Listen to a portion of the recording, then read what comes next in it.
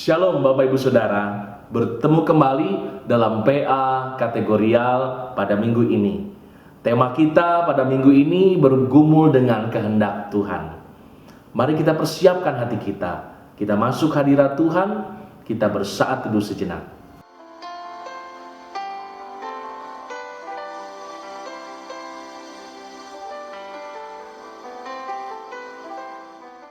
Mari kita bersama memuji nama Tuhan, sungguh indah kabar mulia.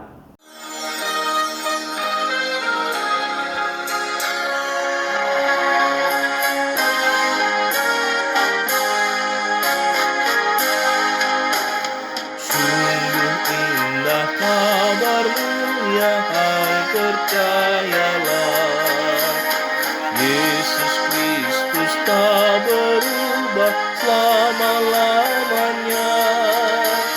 Darahnya tetap menghapus dosa dan celah. Ia hibur yang berduka, puji namanya. Baik kemarin, hari ini, selama-lamanya. Yesus Kristus tak berubah, puji namanya, puji namanya, puji namanya. Yesus Kristus tak berubah, puji namanya. Ia cari yang berdosa, cari di kapur. Datanglah, rendahkan hati, serahkan dirimu. Dulu kala ia sambut orang bercela, kini dikau pun disambut, diampuninya.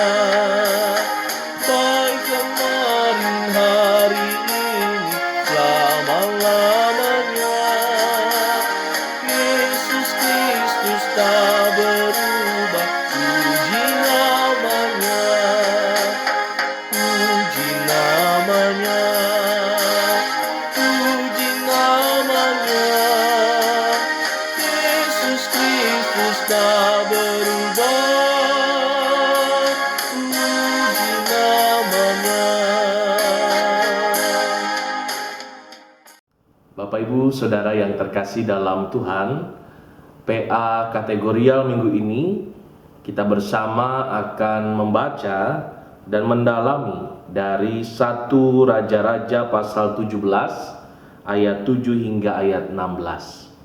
1 Raja-Raja pasal 17 ayat 7 hingga ayat 16. Mari kita mempersiapkan terlebih dahulu bagian Alkitab tersebut. Sebelum kita membaca dan merenungkannya, mari kita berdoa memohon bimbingan Roh Kudus. Kita satukan hati dalam doa. Tuhan Allah yang penuh kasih, kami sungguh bersyukur kembali diperkenankan bersekutu, memuji, memuliakan Tuhan. Dan kami pun akan membaca sebagian dari firman-Mu. Bimbinglah kami oleh kuasa Roh Kudus, kuasai hati dan pikiran kami, agar kami dapat mengerti firman-Mu dan melakukannya dalam hidup kami hari demi hari. Dalam nama Yesus Kristus Sang Firman yang hidup, kami berdoa. Amin.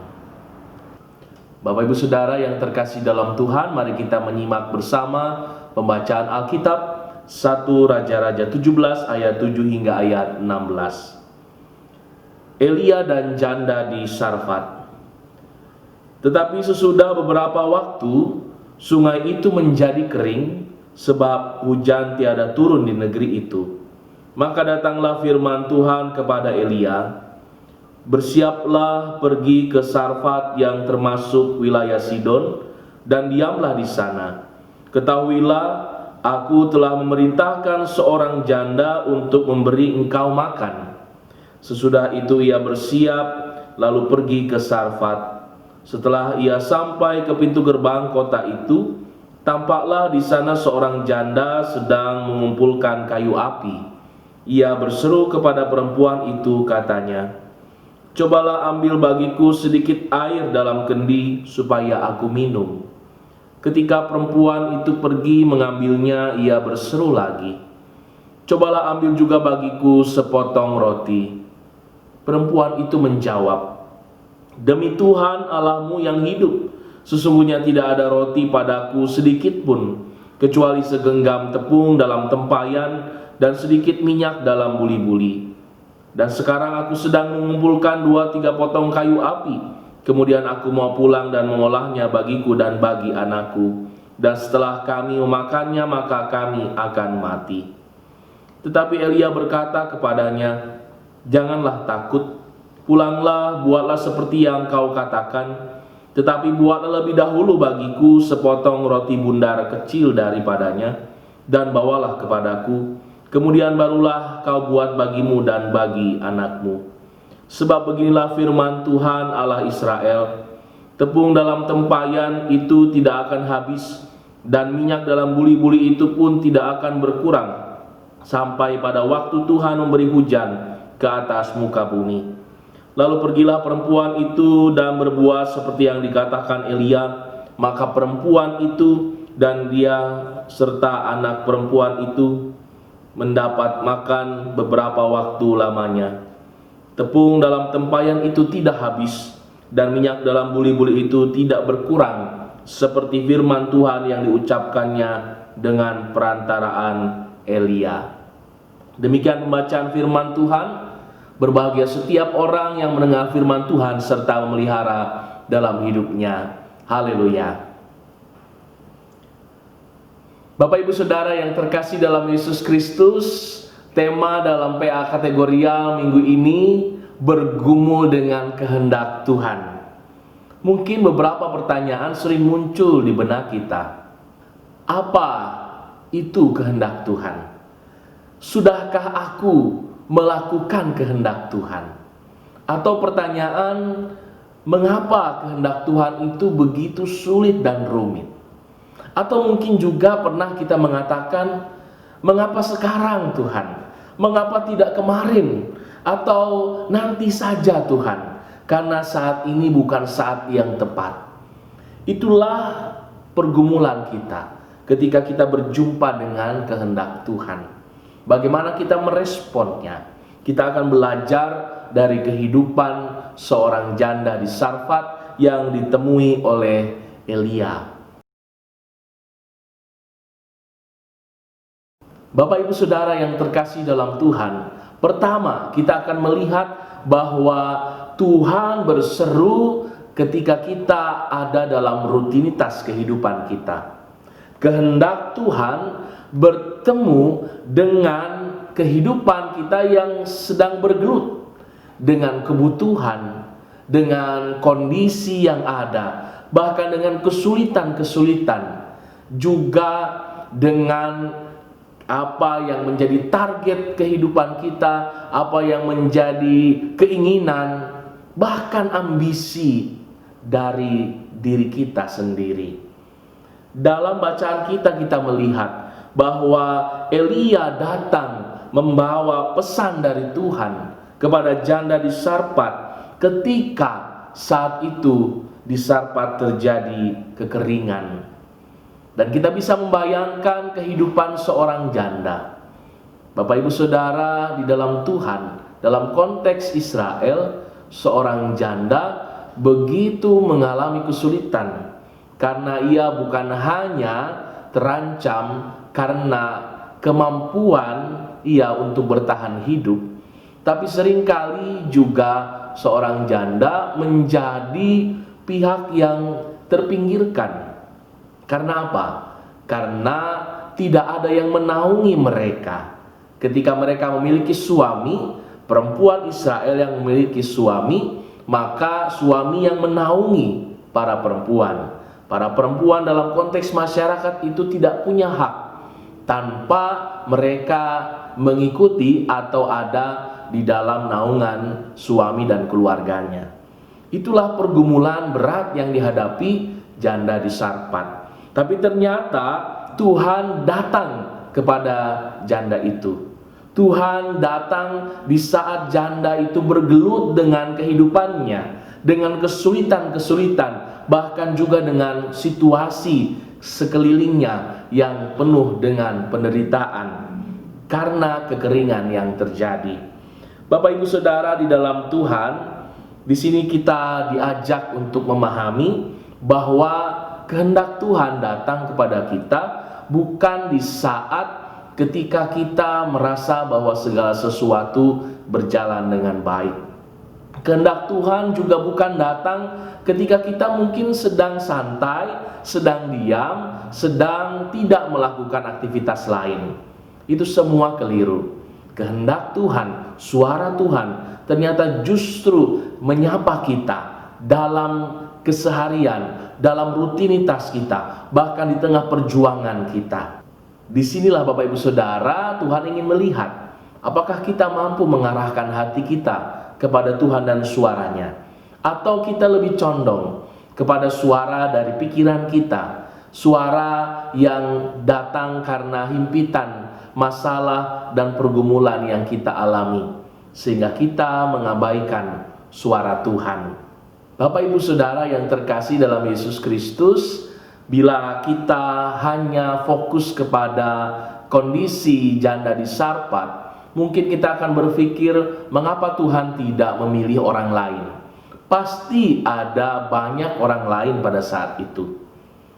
Mengapa Tuhan justru memilih seorang janda, seorang yang jelas-jelas memiliki banyak persoalan dalam kehidupannya? Disinilah kita belajar untuk memahami bahwa kehendak Tuhan dinyatakan bagi orang-orang yang dipilihnya.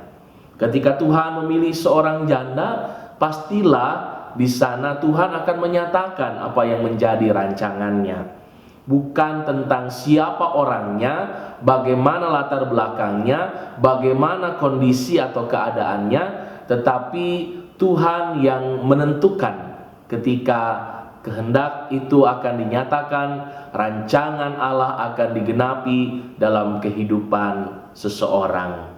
Bapak Ibu Saudara, mari kita belajar untuk menerima ketika Tuhan berseru kepada Bapak Ibu Saudara dan saya bahwa itulah saat yang tepat, itulah yang menjadi ketetapan Tuhan. Kita tidak lagi berbicara kenapa saya, kenapa sekarang, kenapa tidak kemarin, kenapa tidak nanti saja Tuhan. Saya masih bergelut dengan berbagai pergumulan hidup. Belum waktu yang tepat bagi saya, belum saatnya bagi saya. Bapak Ibu Saudara, mari kita belajar untuk mengesampingkan itu semua dan percaya penuh ketika Tuhan memanggil, Tuhan menyatakan kehendaknya, itulah saat yang tepat bagi kita untuk melakukan apa yang menjadi kehendak Tuhan. Mari kita melihat kembali percakapan antara Elia dan janda di Sarpat. Pada ayat yang ke-11 dikatakan bahwa Elia berseru kepada perempuan itu, "Cobalah ambil juga bagiku sepotong roti." Lalu apa respon dari perempuan itu? Perempuan itu berkata, "Demi Tuhan Allahmu yang hidup, sesungguhnya tidak ada roti padaku sedikit pun, kecuali segenggam tepung dalam tempayan dan sedikit minyak dalam buli-buli." Bapak Ibu Saudara, inilah tanggapan kita pada umumnya. Ketika Tuhan meminta kepada kita, kita langsung berpikir bahwa kita tidak mampu melakukannya. Ada keterbatasan dalam diri kita. Bahkan apa yang Tuhan minta itu nampaknya terlalu besar bagi kita. Bapak Ibu yang terkasih dalam Yesus Kristus, percayalah bahwa bila ada yang paling mengerti kondisi kita, apa yang bisa kita lakukan, sejauh mana kita bisa berbuat, yakni Allah sendiri. Karenanya Allah tidak mungkin meminta yang tidak bisa kita lakukan. Itu terbukti bahwa janda di Sarpat tersebut bisa membuat makanan, bisa membuat roti untuk Elia. Hanya Janda di Sarfat ini berpikir tentang dirinya, tentang anaknya. Karena yang mereka miliki hanya segenggam tepung dan minyak dalam buli-buli. Pikirannya langsung tertuju kepada kebutuhan mereka sendiri. Bila mereka harus berbagi, maka mungkin mereka akan kelaparan. Padahal mereka tidak memiliki apa-apa lagi selain segenggam tepung dan sedikit minyak dalam buli-buli. Bapak Ibu Saudara yang terkasih dalam Yesus Kristus, jelas di sini bahwa kondisi keadaan kita seringkali membuat kita berusaha untuk berpikir, merasionalisasi segala sesuatu yang Tuhan katakan.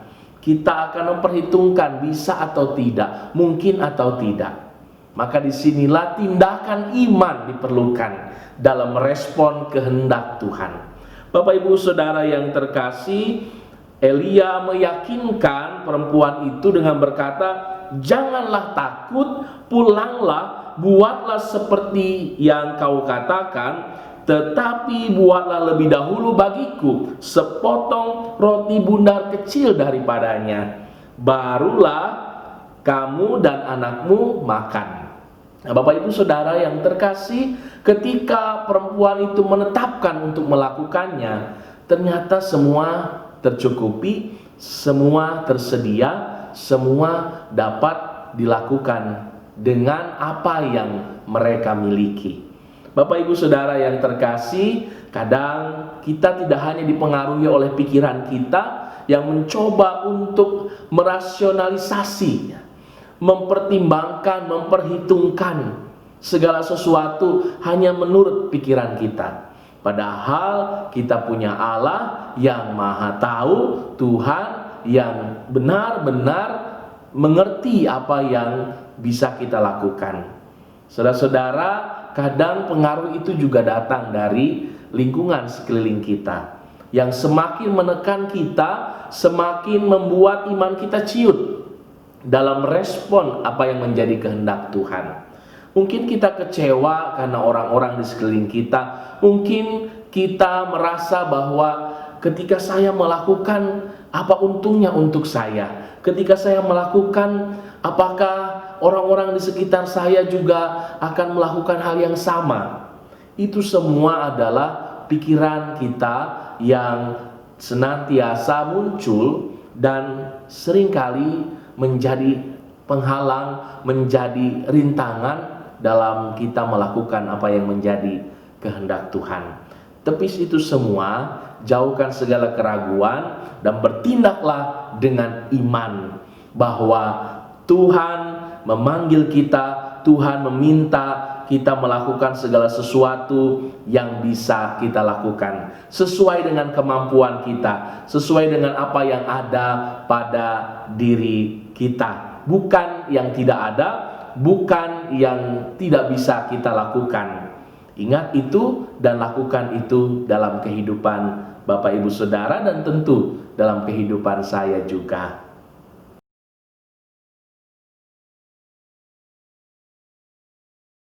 Kita tiba pada bagian yang ketiga. Bapak Ibu Saudara, kita melihat bahwa setelah janda di Sarfat itu menetapkan hati untuk melakukan apa yang diminta oleh Tuhan melalui Elia, kita menyaksikan di sana anugerah Tuhan dinyatakan bagi perempuan itu. Saudara-saudara, dikatakan pada ayat 16, tepung dalam tempayan itu tidak habis dan minyak dalam buli-buli itu tidak berkurang, seperti firman Tuhan yang diucapkannya dengan perantaraan Elia. Inilah anugerah Tuhan yang dinyatakan bagi hambanya, bagi umatnya, bagi anak-anaknya yang belajar untuk bisa melakukan apa yang menjadi kehendak Tuhan, walau dalam keadaan yang tidak ideal, walau di tengah berbagai himpitan masalah, bahkan ketika kehidupan kita sendiri dipertaruhkan. Mari kita mohon Roh Kudus untuk membimbing kita, agar kita mampu mengarahkan segenap hati pikiran kita kepada Tuhan. Percayalah, walaupun Tuhan datang memanggil kita dalam situasi kondisi yang menurut pikiran kita tidak tepat, percayalah bahwa itulah waktu yang terbaik. Jangan kita hanya melihat dari sisi diri dan kemanusiaan kita yang memang penuh dengan keterbatasan. Karena Tuhan tidak pernah memberikan bagi kita satu tanggung jawab melebihi kemampuan kita. Tuhan tidak pernah meminta sesuatu yang tidak kita miliki. Dan yang terakhir, kesimpulan dari PA kita, sambutlah hidup yang penuh dengan anugerah. Ketika saudara telah benar-benar mampu mengalahkan diri, keegoan dan kedagingan kita untuk melakukan sepenuhnya apa yang menjadi kehendak Tuhan.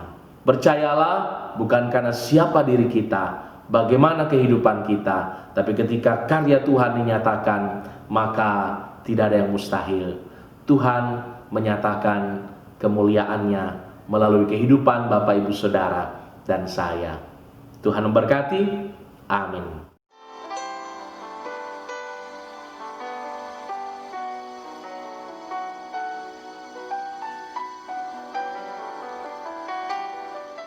Diberi kesempatan bagi kita untuk memberikan persembahan bagi kemuliaan Tuhan, dan persembahan ini akan kita iringi dengan nyanyian Kidung Jemaat 370, Ku Mau Berjalan Dengan Juru Selamatku. Mari kita beri persembahan sambil mengingat firman Tuhan dalam Mazmur 54 ayat 8. Dengan rela hati aku akan mempersembahkan korban kepadamu, bersyukur sebab namamu baik, ya Tuhan.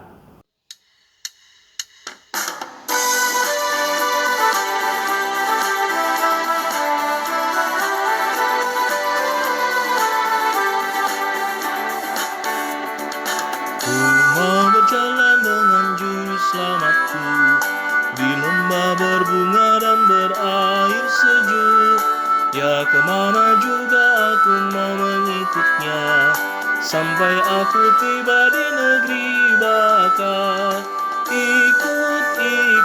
Ikut Tuhan Yesus, ku tetap mendengar dan mengikutnya.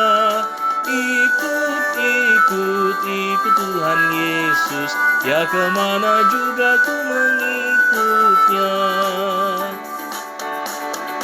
Ku mau berjalan dengan juru selamatku, di lembah gelap, di badai yang menderu. Aku takkan takut di bahaya apapun, bila ku dibimbing tangan Tuhanku. Ikut Tuhan Yesus, ku tetap mendengar dan mengikutnya. Ikut Tuhan Yesus, ya kemana juga ku mengikutnya. Bapak Ibu Saudara, kita akan menaikkan doa syafaat dan juga doa persembahan kita saat ini. Kita satukan hati, mari berdoa. Tuhan yang Maha Kasih, Tuhan yang memanggil kami untuk senantiasa melakukan apa yang menjadi kehendak Tuhan. Memang ada banyak pergumulan, bahkan kami bergulat dengan apa yang menjadi kondisi, kesulitan, bahkan pergumulan kehidupan kami.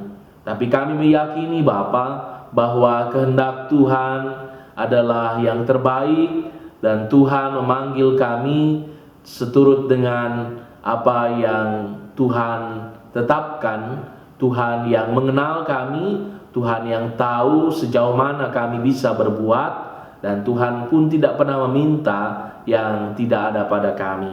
Ajar kami belajar dengan tulus, ajar kami belajar dengan tuntunan Roh Kudus, boleh mengikuti apa yang menjadi kehendak Tuhan dalam hidup kami. Bapa di sorga, saat ini kami telah menghimpunkan persembahan. Kiranya Bapa berkenan menguduskan persembahan itu, boleh menjadi sarana untuk menopang pelayanan dan menyatakan karya kasih Allah di tengah-tengah dunia ini. Bapa, kami ingin berdoa juga bagi persekutuan kami GKP Jemaat Bekasi, begitupun bagi seluruh simpatisan dan umat Tuhan yang setia beribadah bersekutu dengan kami. Kami mengingat yang sakit, yang lemah tubuh, kiranya Bapa berkenan mengulurkan tangan Tuhan.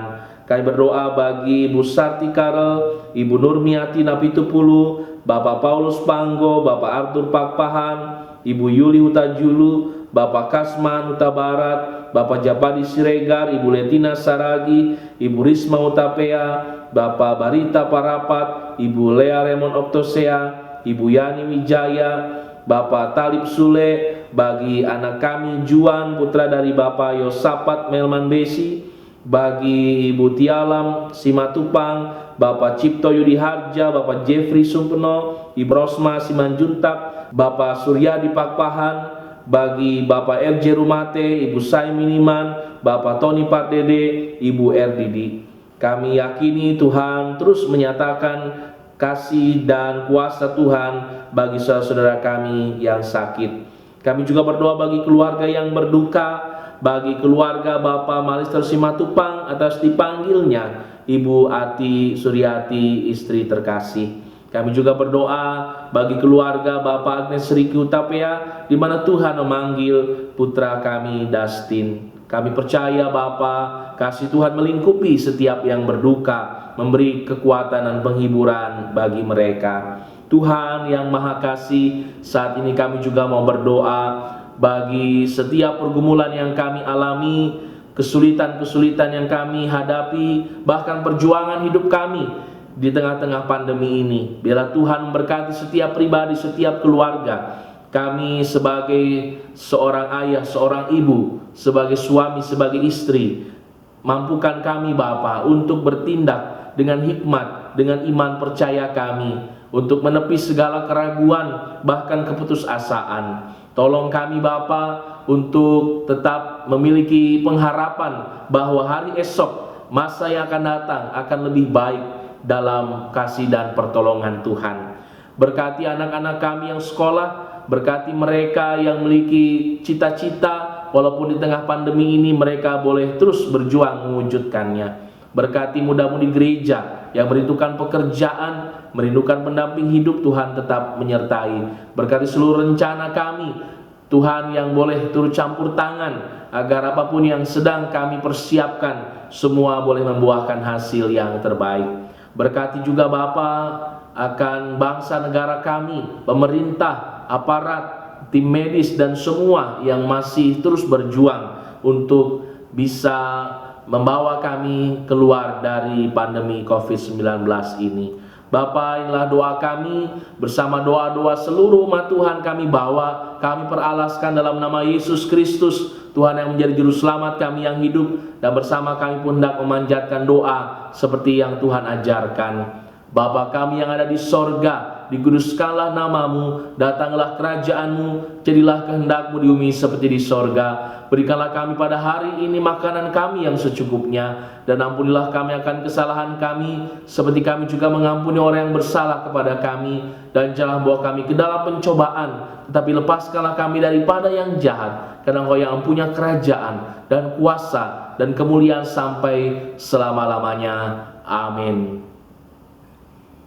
Bapak Ibu Saudara, marilah kita berjalan senantiasa diiringi oleh berkat dan anugerah Tuhan.